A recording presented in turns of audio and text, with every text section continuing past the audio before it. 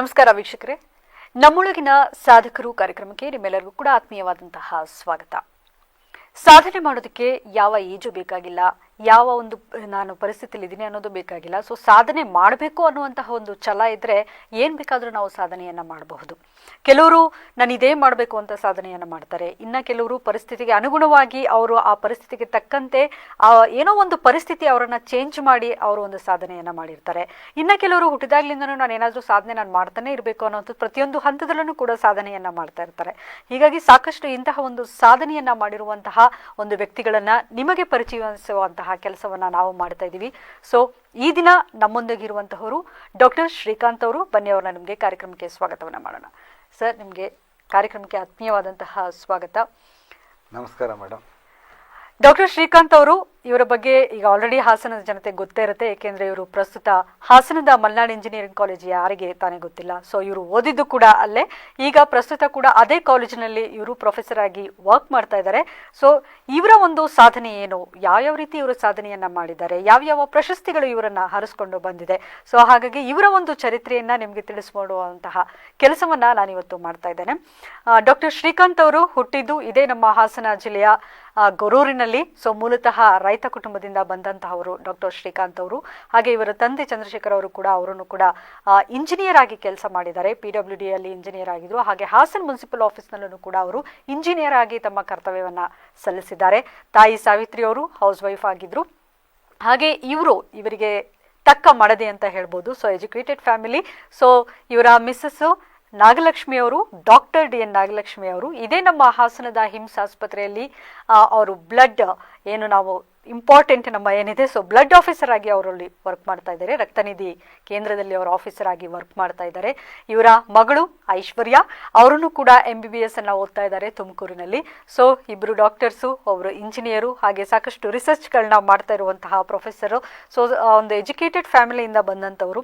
ಯಾವ್ಯಾವ ರೀತಿ ಇವರ ಒಂದು ಜರ್ನಿ ಹೇಗಿತ್ತು, ಚಿಕ್ಕಂದಿನಿಂದ ಯಾವ ರೀತಿ ಜರ್ನಿ ಇತ್ತು, ಹಾಗೆ ಯಾವ ಪ್ರೇರಣೆಯಿಂದ ಅವರು ಈ ಒಂದು ರಿಸರ್ಚ್ನ ಆಯ್ಕೆ ಮಾಡಿಕೊಂಡ್ರು, ಯಾವ ರೀತಿ ಸಾಧನೆಯನ್ನು ಮಾಡಿದ್ದಾರೆ, ಬನ್ನಿ ಅವ್ರ ಬಾಯಲ್ಲೇ ಕೇಳೋಣ.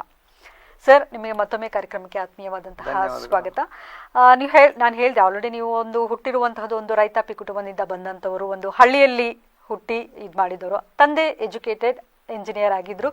ಸೊ ನೀವು ಇಂಜಿನಿಯರ್ ಆಗೋದಕ್ಕೆ ಪ್ರೇರಣೆ ಅವರೇನಾ, ಅಥವಾ ನಿಮ್ಮ ಕನಸ ಇಂಜಿನಿಯರ್ ಆಗಬೇಕು ಅಂತ ಹೇಗೆ ನೀವು ಈ ಫೀಲ್ಡ್ಗೆ ಬಂದಿದ್ದು? ಆ ಕಾಲದಲ್ಲಿ ನಾನು ಏನು ಹೇಳಬೇಕು ಅಂದರೆ, ನಾನು 1983ನೇ ಇಸ್ವಿ ಸೆಕೆಂಡ್ ಇಯರ್ PUC ಮುಗಿಸ್ದೆ. ನನಗಿದ್ದಿದ್ದು ಎರಡೇ ಆಪ್ಷನ್ನು. ಇವತ್ತು ಅಷ್ಟೇ, ನೀನು ಇಂಜಿನಿಯರ್ ಆಗ್ತೀಯೋ ನೀನು ಡಾಕ್ಟರ್ ಆಗ್ತೀಯ ಅಂತ ಅಂದ್ಬಿಟ್ಟು. ನನಗೆ ಎರಡರಲ್ಲೂ ಸಿಕ್ಕಿತ್ತು. ಅದರಲ್ಲಿ ಏನೋ ನಮ್ಮ ತಂದೆ ಇಂಜಿನಿಯರ್ ಆಗಿದ್ರಲ್ಲ, ನಮ್ಮ ತಾಯಿಗೆ ಭಾರಿ ಇಂಟ್ರೆಸ್ಟ್ ಇತ್ತು, ನನ್ನ ಮಗನೂ ಇಂಜಿನಿಯರ್ ಆಗಬೇಕು, ಏನೋ ಒಂದು ಸಾಧನೆ ಮಾಡಬೇಕು ಅನ್ನೋದಿತ್ತು. ಆ ವಿಚಾರದಲ್ಲಿ ಒಂಥರ ದ್ವಂದ್ವ ನಿಲುವಿತ್ತು. ನನಗಿಷ್ಟ ಇದ್ದಿದ್ದು ಬೇಸಿಕಲಿ, ನನಗೆ ಮುಂಚೆಯಿಂದಲೂ ನಾನೊಬ್ಬ ಪ್ರಾಣಿ ಪ್ರಿಯ. ಹಾಗಾಗಿ ಪ್ರಾಣಿಗಳು ಸಸ್ಯಗಳು ಅಂತ ನಾನು ವೆಟರ್ನರಿ ಡಾಕ್ಟರ್ ಆಗಬೇಕು ಅಂತ ಮೂಲತಃ ನನ್ನ ಇಷ್ಟ ಇತ್ತು. ಯಾಕಂದರೆ ಈ ಪ್ರಾಣಿ ಪಕ್ಷಿಗಳಿಗೆ ನನ್ನ ಇದನ್ನು ಕೊಡ್ಬೋದು, ನನ್ನ ಸರ್ವಿಸಸ್ ಕೊಡ್ಬೋದು ಅಂತ ಅಂದ್ಬಿಟ್ಟು. ಕಾರಣಾಂತರದಿಂದ ನಮ್ಮ ತಂದೆ ತಾಯಿಯವರ ಇದರಿಂದ ಒತ್ತಾಸೆಯಿಂದ ನಾನೇನು ಮಾಡಿದೆ, ಫಸ್ಟ್ ಆಫ್ ಆಲ್ ನಾನು ಎಲೆಕ್ಟ್ರಿಕಲ್ ಇಂಜಿನಿಯರಿಂಗಿಗೆ ಸೇರಿದೆ. ನನಗೆ ಅವತ್ತು 1983ರಲ್ಲಿ ಸಿಕ್ತು. ಆಮೇಲೆ ನನಗೇನೋ ಆಗಿ ನನಗೇನೋ ಒಂಥರ, ನನಗೆ ಈ ಎಲೆಕ್ಟ್ರಿಕಲ್ ಇಂಜಿನಿಯರಿಂಗ್ ಬೇಡ, ನನಗೆ ಎಲೆಕ್ಟ್ರಾನಿಕ್ಸ್ ಆ್ಯಂಡ್ ಕಮ್ಯುನಿಕೇಷನ್ ಇಂಜಿನಿಯರಿಂಗ್ ಮಾಡಲೇಬೇಕು ಅಂತ ನನಗೆ ಭಾರಿ ಆಸೆ ಇತ್ತು. ಸಾಧಾರಣ 2ನೇ ವರ್ಷದಲ್ಲಿ ನನ್ನ ಕಾಲೇಜಿನಲ್ಲಿ ನಮ್ಮ ಸನ್ಮಾನ್ಯ ಹಾರ್ನಳ್ಳಿ ರಾಮಸ್ವಾಮಿ ಅವರು ನನಗೆ ಭಾರಿ ಉತ್ತೇಜನ ಕೊಟ್ಟರು. ಅವ್ರು ಕೊಟ್ಬಿಟ್ಟು, ಏನಯ್ಯ ನಿನಗೆ ಎಲೆಕ್ಟ್ರಾನಿಕ್ಸ್ ಬೇಕಾ, ಎಲೆಕ್ಟ್ರಿಕಲ್ ಕೊಟ್ಟಿದ್ದೆ ನಿನಗೆ ಎಲೆಕ್ಟ್ರಾನಿಕ್, ಆಯಿತು ಅದನ್ನೇ ತಗೋ ಅಂತ ಹೇಳಿದರು. ಎಲೆಕ್ಟ್ರಾನಿಕ್ಸ್ ಆ್ಯಂಡ್ ಕಮ್ಯುನಿಕೇಷನ್ ಇಂಜಿನಿಯರಿಂಗ್ ಮಾಡಿದೆ.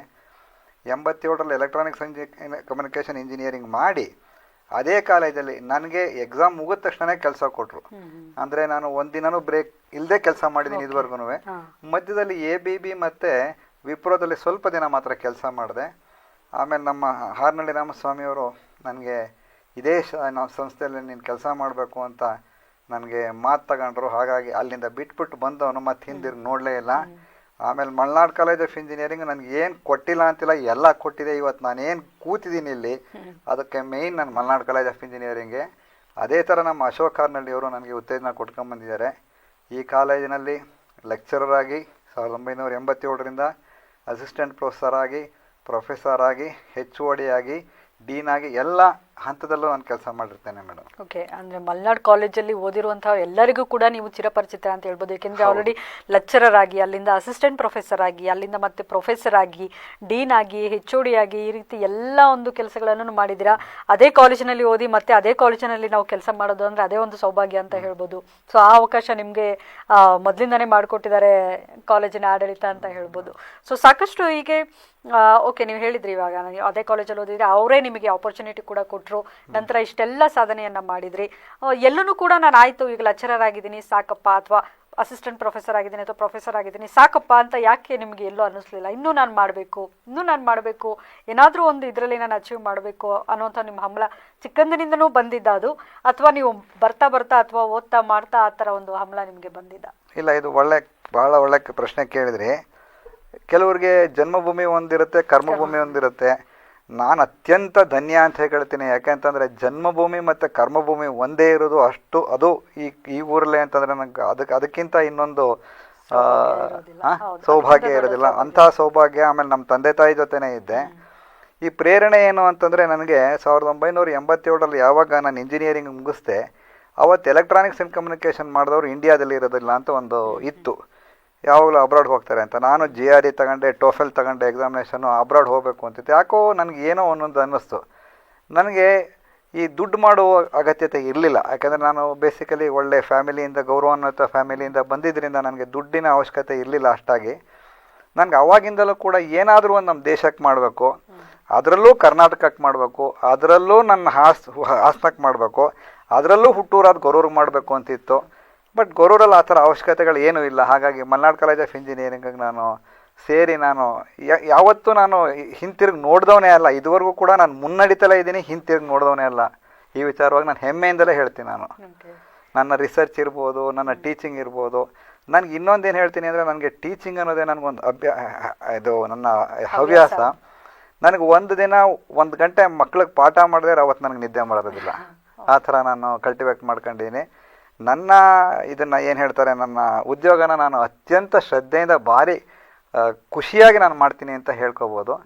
ಆಮೇಲೆ BE ಮಾಡಾದ್ಮೇಲೆ ನಾನು 1994ರಲ್ಲಿ IIT ಕಾನ್ಪುರಲ್ಲಿ MTech ಮಾಡಿದೆ. ಆಮೇಲೆ 2010-11ರಲ್ಲಿ ನಾನು VTUನಲ್ಲಿ PhD ಮಾಡಿದೆ. VTUನಲ್ಲಿ PhD ಮಾಡಿ, ಬಟ್ ನನ್ನ ವರ್ಕೆಲ್ಲ ಪೂರ್ತಿ ಟಾಟಾ ಇನ್ಸ್ಟಿಟ್ಯೂಟ್ ಅಂದರೆ ಇಂಡಿಯನ್ ಇನ್ಸ್ಟಿಟ್ಯೂಟ್ ಆಫ್ ಸೈನ್ಸಲ್ಲಿ ಮಾಡಿದೆ. ಅದಾದಮೇಲೆ ನಿರಂತರವಾಗಿ 2011ರಿಂದ ಈಚೆಗೆ ಇಲ್ಲಿವರೆಗೂ ನಾನು ನಿರಂತರವಾಗಿ ನನ್ನ ಸಂಶೋಧನೆಯಲ್ಲಿ ನಾನು ತೊಡಸ್ಕೊಂಡಿದ್ದೀನಿ. ಇದಕ್ಕೆ ಇನ್ನೊಂದು ಮುಖ್ಯ ಪ್ರೇರಣೆ ಅಂದರೆ, ನಮ್ಮ ತಾಯಿಯವರು ಯಾವತ್ತೂ ಹೇಳೋರು, ಅಂದರೆ ಅವರ ಹೆಸರು ರಾಮಕ್ಕ ಅಂತ ಅಂದ್ಬಿಟ್ಟು, ಮರ ಹುಟ್ಟು ಮರ ಬೆಳೀತು ಅಂತ ಇರಬಾರ್ದು ಕಣೋ, ಜೀವನದಲ್ಲಿ ಏನಾರೋ ಒಂದು ಸಾಧನೆ ಮಾಡಬೇಕು ಅಂತ ಹೇಳೋರು. ನಾನು ಮಾಡಿದ್ದೀನೋ ಇಲ್ಲೋ ಗೊತ್ತಿಲ್ಲ, ಆದರೆ ಇವತ್ತು ಕೂಡ ನಾನು ಎನರ್ಜಿಟಿಕ್ಕಾಗಿ ಕೆಲಸ ಮಾಡ್ತಾಯಿದ್ದೀನಿ.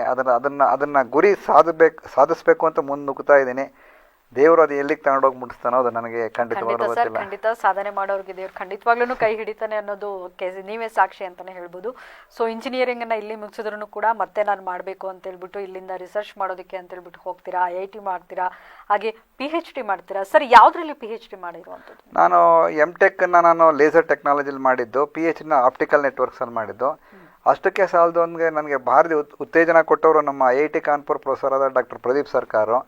ನಾನು ಏನಕ್ಕೆ ಅಂತಂದರೆ, ಇವತ್ತು ನಾನು ಹೇಳೋದು ಮೊದಲನೇ ವಾಕ್ಯ ಏನಂದರೆ, ಮಾತೃದೇವೋ ಭವ, ಪಿತೃದೇವೋ ಭವ, ಆಚಾರ್ಯ ದೇವೋ ಭವ. ಇದನ್ನು ನಂಬಿಕೆ ಇಟ್ಟವರು ಯಾವತ್ತೂ ಜೀವನದಲ್ಲಿ ಸಾಧನೆ ಮಾಡೇ ಮಾಡ್ತಾರೆ. ಅವರು ಹಿಂತಿರುಗಿ ನೋಡೋದೇ ಇಲ್ಲ ಯಾವುದ್ರಲ್ಲೂ.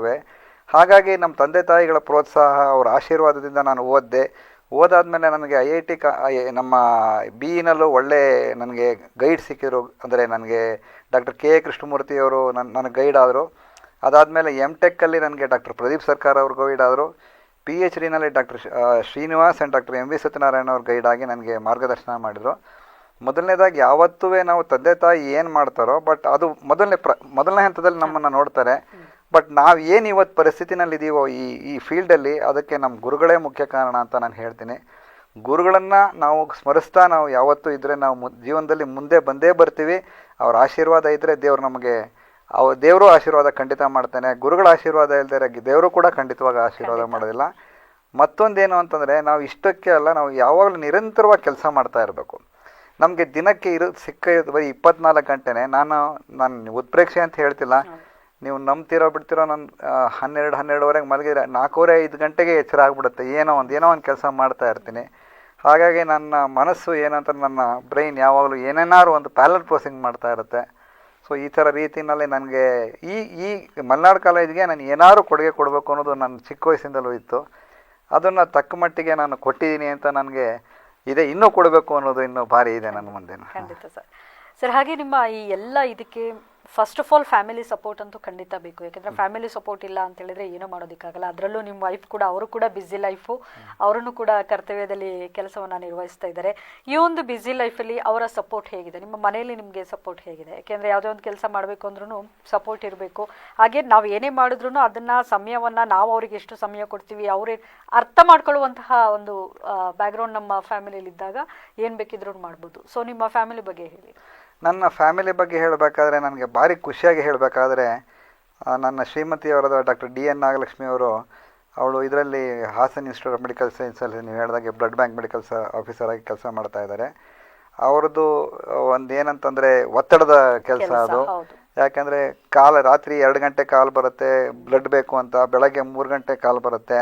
ನಾನು ಯಾವಾಗ ನೋಡಿದ್ರು ಅವಳಿಗೆ ಹೇಳ್ತೀನಿ, ನೀನು ಅದಕ್ಕೇನು ತಲೆ ಕೆಡಿಸ್ಕೋಬೇಡ, ನಾನು ಯಾವತ್ತೂ ಬೇಜಾರು ಮಾಡ್ಕೊಂಡಿದ್ದಿಲ್ಲ, ಅವಳು ಕೂಡ ಯಾವತ್ತೂ ಬೇಜಾರು ಮಾಡ್ಕೊಂಡಿದ್ದಿಲ್ಲ. ನಂದು ಅವಳದ್ದು ಯಾವ ಥರ ಕೆಮಿಸ್ಟ್ರಿ ಅಂತಂದರೆ ಒಬ್ರನ್ನೊಬ್ರದ್ದು ಹೊಂದ್ಕೊಂಡು ಹೋಗುವಂಥ ಕೆಮಿಸ್ಟ್ರಿ. ಯಾಕೆಂದರೆ ಯಾವಾಗ ಇಬ್ಬರಲ್ಲೂ ಸೇವಾ ಮನೋಭಾವನೆ ಇರುತ್ತೆ, ಪರ್ಸನಲ್ ಲೈಫ್ನ ನಾವು ತೆಗೆದು ಇಟ್ಬಿಟ್ಟು ಆಚೆಗೆ ಇಟ್ಬಿಡ್ಬೇಕು.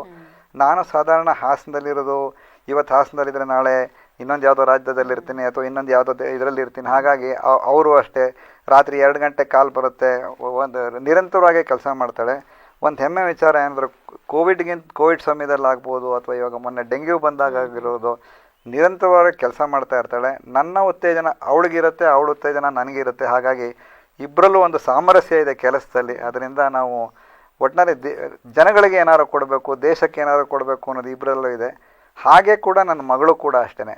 ಅವಳು ಬೆಳೆಯುವ ಸಿರಿ ಮೊಳಕೆಯಲ್ಲೇ ಅಂತಂಗೆ, ಅಪ್ಪ ನೀನು ನಮ್ಮ ಬಗ್ಗೆ ಏನು ತಲೆ ಕೆಡಿಸ್ಕೊಬೇಡಪ್ಪ, ನಾನು ಬೇಕಾದ್ರೆ ನಾನು ಏನು ಬೇಕಾದ್ರೂ ಮಾಡ್ಕೊತೀನಿ, ನೀನು ನೀನು ಒಳ್ಳೆ ಕೆಲಸ ಮಾಡ್ತಿದ್ಯಾ, ದೇಶಕ್ಕಾಗಿ ನೀನು ಏನು ಬೇಕಾದ್ರೂ ಮಾಡೋ, ನನ್ನ ಇದಿರುತ್ತೆ, ಸಪೋರ್ಟ್ ಇರುತ್ತೆ ಅಂತ ಈಗಲೂ ಹೇಳ್ತಾಳೆ. ಅವಳು ಅದೇ ಥರ ಇದು ಮಾಡ್ತಾಳೆ. ಇದು ಯಾಕೆ ಅಂತಂದರೆ ನಾನು ಹೇಳ್ತೀನಿ ಅಂದರೆ, ಇದು ಸೇವೆ ಮಾಡೋ ಮನೋಭಾವನೆ ನಮ್ಮ ಮುತ್ತಜ್ಜನ ಕಾಲದಿಂದಲೂ ಬಂದಿರೋದು ನಮ್ಮ ಫ್ಯಾಮಿಲಿಗೆ. ಇದು ರಕ್ತಗತವಾಗಿ ಬಂದಿರೋದ್ರಿಂದ ನನಗೆ ಅದೂ ಹೆಮ್ಮೆ ಅಂತ ಹೇಳ್ತೀನಿ. ನನ್ನ ಮಡದಿ ಆಗಲಿ ನನ್ನ ಮಗಳಾಗಲಿ ಇಬ್ಬರು ನನಗೆ ಉತ್ತೇಜನ ಕೊಡ್ತಾ ಇದ್ದಾರೆ ಅನ್ನೋದಕ್ಕೆ ನಾನು ಅವ್ರಿಗೆ ನಿಜವಾದ. ಯಾಕೆಂದ್ರೆ ನಮ್ಮ ಮನೋಭಾವನೆಗಳು ಒಂದೇ ತರ ಇದ್ದಾಗ, ಅರ್ಥ ಮಾಡ್ಕೊಳ್ಳುವಂತಹವರು ನಮ್ಮ ಜೊತೆ ಇದ್ದಾಗ ಏನ್ ಬೇಕಿದ್ರೂ ಸಾಧನೆ ಮಾಡಬಹುದು. ಸೊ ಹಾಗೆ ಏಕೆಂದ್ರೆ ನಾವೇ ಒಂದು ನಿಲುವಲ್ಲಿ ಹೋಗ್ತಾ ಇನ್ನೊಬ್ರು ಇನ್ನೊಂದು ನಿಲುವಲ್ಲಿ ಹೋಗ್ತಾ ಇದ್ರೆ ಅದು ಖಂಡಿತ ಸಾಧ್ಯ ಇಲ್ಲ. ಅಂತಹ ಒಂದು ವಿಷಯದಲ್ಲಿ ನೀವು ತುಂಬಾನೇ ಲಕ್ಕಿ ಅಂತಾನೆ ಹೇಳ್ಬೋದು ಹೇಳಿದ್ರೆ. ಸೊ ಹಾಗಾಗಿ ಸರ್, ಓಕೆ, ಇಂಥ ಟೈಮಲ್ಲೂ ಕೂಡ ಈಗ ನೀವು ಹೇಳಿದ್ರಿ ಕೋವಿಡ್ ಟೈಮಲ್ಲಿ ಆಗಿರ್ಬೋದು, ನಿಮ್ಮ ಶ್ರೀಮತಿ ಅವರನ್ನು ಕೂಡ ಅಷ್ಟೊಂದು ಡೆಂಗ್ಯೂ ಟೈಮಲ್ಲಿ ಆಗಿರ್ಬೋದು. ಹಾಗೆ ಇನ್ನೊಂದು ನಾನು ಕೇಳಲ್ಪಟ್ಟಿರುವಂತಹ, ನಿಮ್ಮ ಕೋವಿಡ್ ಟೈಮಲ್ಲೂ ಕೂಡ ನೀವು ಯಾವುದೋ ಒಂದು ಕಾರಣ ನಿಮ್ಮನ್ನ ಒಂದು ವಸ್ತುವನ್ನು ಕಂಡುಹಿಡಿಯುವಾಗ ಮಾಡ್ತು, ರಿಸರ್ಚ್ ಮಾಡುವಂತಹ ಮಾಡ್ತು ಅಂತ. ಸೊ ಅದ್ರ ಬಗ್ಗೆ ನಮಗೆ ಸ್ವಲ್ಪ ಹೇಳಿ. ನೀವು ಒಂದು ಮಿಷಿನ್ ಅನ್ನ ಕಂಡುಹಿಡಿತೀರಾ, ಸೊ ಆ ಒಂದು ಮಿಷಿನ್ನ ಬಗ್ಗೆ ನಮಗೆ ಹೇಳಿ. ಈಗ ಇದು ಏನಾಯ್ತು ಅಂದ್ರೆ, ಕೋವಿಡ್ ಟೈಮಲ್ಲಿ ನಿರಂತರವಾಗಿ ನಮಗೆ ಲಾಕ್ಡೌನ್ ಆಗೋಯ್ತು.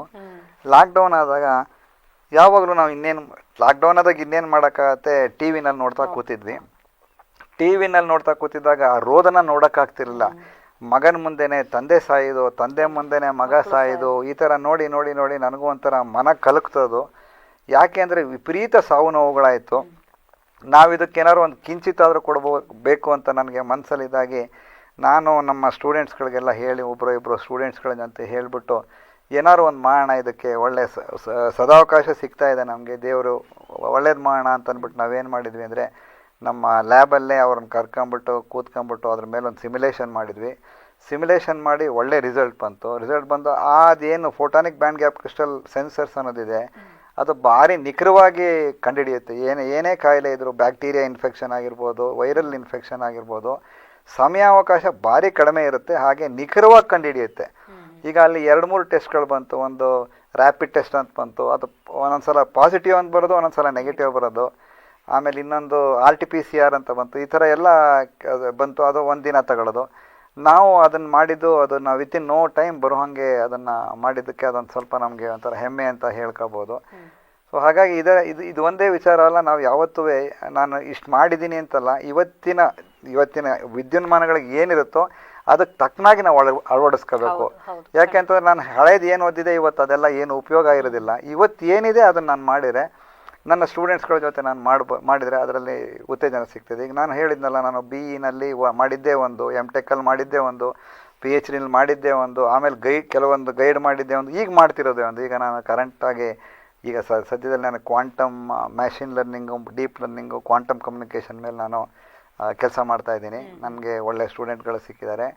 ಮೇಯ್ನ್ ನಾನು ಇಷ್ಟು ಒಂದು ಹೇಳೋದು ಬಿಟ್ಟಿದೆ, ನಾನು ಇವತ್ತು ಏನು ಈ ನೀವು ಕೂರಿಸಿದಿರೋ ಇದಕ್ಕೆಲ್ಲ ಹೇಗೆ ತಂದೆ ತಾಯಿ ನಮ್ಮ ಗುರುಗಳ ಕಾರಣನೋ ಹಾಗೆ ನನ್ನ ಸ್ಟೂಡೆಂಟ್ಗಳನ್ನು ನಾನು ದೇವರಾಗೆ ನೋಡ್ತೀನಿ ನಾನು ಅಂತ ಹೇಳ್ತೀನಿ ಮೇಡಮ್. ಖಂಡಿತ ಸರ್, ಯಾಕೆಂದರೆ ಈಗ ನೀವು ಒಂದು ರಿಸರ್ಚ್ ಆಗಿರ್ಬೋದು, ಈಗ ಹೇಳಿದ್ರಿ, ಯಾಕೆಂದರೆ ಅಂಥ ಒಂದು ಸಂದರ್ಭ ಹೇಗೆ ಇತ್ತು ಅಂತ ಹೇಳಿದ್ರೆ ನಾವೆಲ್ಲ ಆ ಥರ ಒಂದು ಸಂದರ್ಭ ಅವಾಗ ಯಾವಾಗಲೂ ಒಂದ್ಸಲ ನಮ್ಮ ತಾತ ಅಜ್ಜಿ ಹೇಳ್ತಾ ಇದ್ರು ಅನ್ನುವಂಥ ಒಂದು ಸಂದರ್ಭನ ಈ ಸಲ ನಾವೇ ಕಣ್ಮುಂದೆ ನೋಡುವಂತಹ ಸಂದರ್ಭ. ಈ ಕೋವಿಡ್ ಟೈಮ್ ಆಗಿರ್ಬೋದು, ಅದೆಲ್ಲ ಲಾಕ್ಡೌನ್ ಆಗಿರ್ಬೋದು, ಮನೆಯಲ್ಲೇ ಕೂತ್ಕೊಂಡು ನಾವು ಇಮ್ಯಾಜಿನ್ ಕೂಡ ಮಾಡ್ಕೊಂಡಿರಲ್ಲ ಇಂತಹ ಒಂದು ಪರಿಸ್ಥಿತಿ ನಮಗೂ ಬರುತ್ತೆ, ಈ ಥರ ಆಗುತ್ತೆ ಅಂತ. ಬಟ್ ಅದನ್ನೆಲ್ಲ ನಾವೀಗ ಫೇಸ್ ಮಾಡಿದಾಗ ಪ್ರತಿಯೊಂದಕ್ಕೂ ಇವಾಗ ಅನಿಸುತ್ತೆ ನಮಗೆ ಎಷ್ಟು ನಾವು ಜಾಗರೂಕರಾಗಿರಬೇಕು, ಯಾವ ರೀತಿ.